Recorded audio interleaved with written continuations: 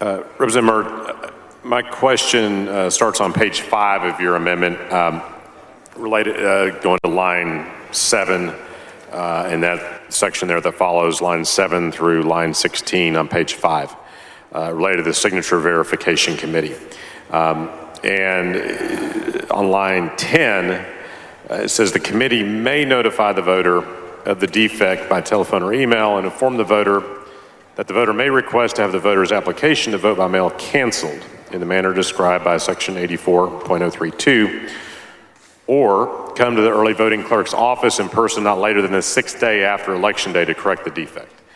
So my question is, why is the committee not required to notify the voter, and the language simply is permissive and says the committee may notify the voter? Yes, sir. So, Mr. Turner, if you will, in your review of SB1 as it's on the floor of the House, and you compare it to SB1, the engrossed version that left the Senate, you will see that one version of the bill, the House version, contained mandatory language, and the Senate version contained permissive language.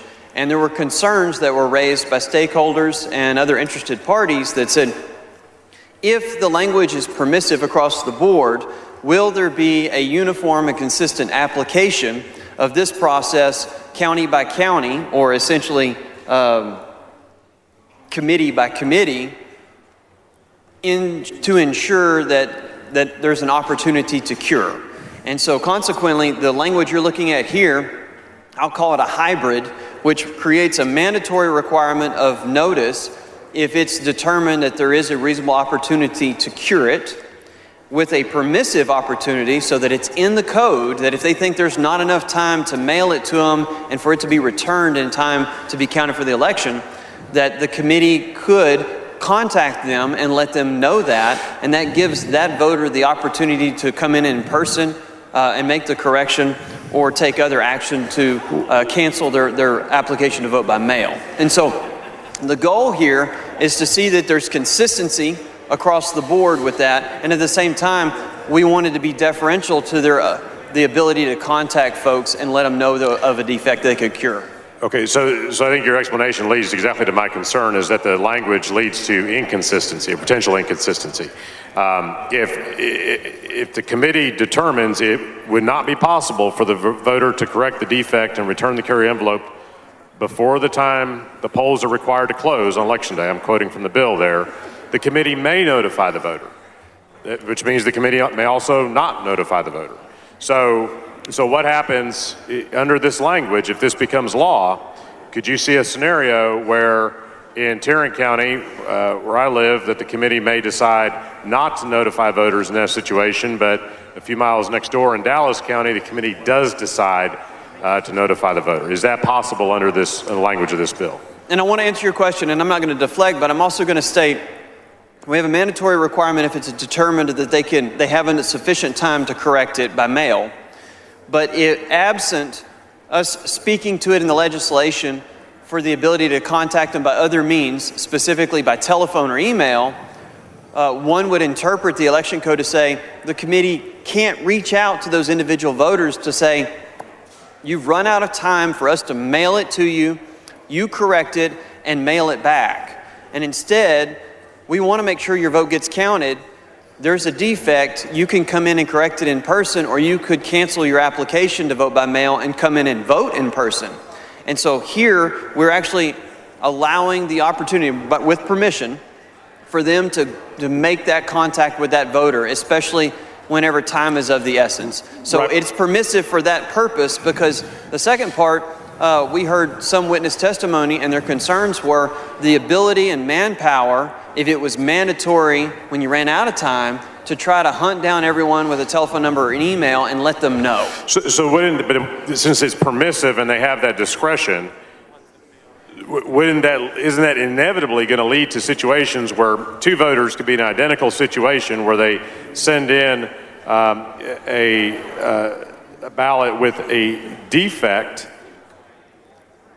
but in one county, the voter is afforded the courtesy of being notified of the defect by phone or email and is given the opportunity to correct it because they've been given knowledge of the defect.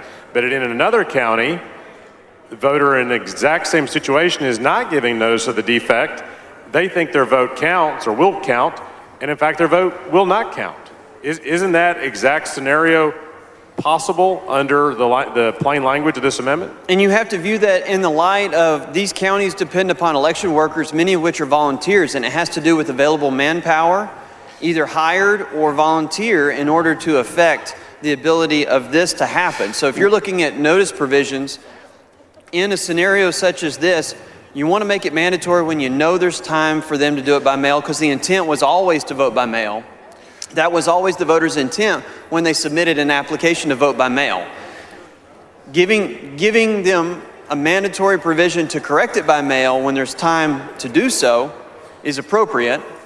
And when they're out of time, giving the committee permission to contact them by other means and let them know there's a defect and they can either cancel their application or come in person and correct it, that actually speaks to improved opportunities for that voter to make sure their vote gets cast. But they're uneven and unequal improved opportunities. If one county does it and another county doesn't do it, then voters are being treated unequally.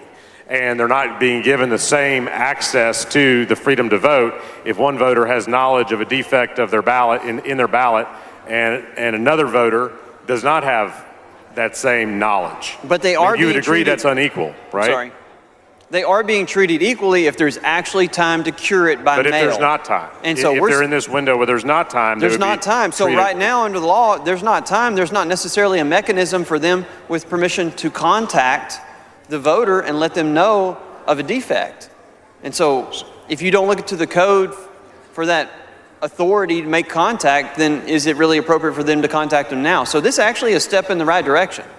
Well, for voters who are fortunate enough to be in a county where a signature verification committee says we're going to take this step, but if you're in a county where the signature verification says, well, we just don't have time or we're too busy or whatever, then that voter's simply out of luck.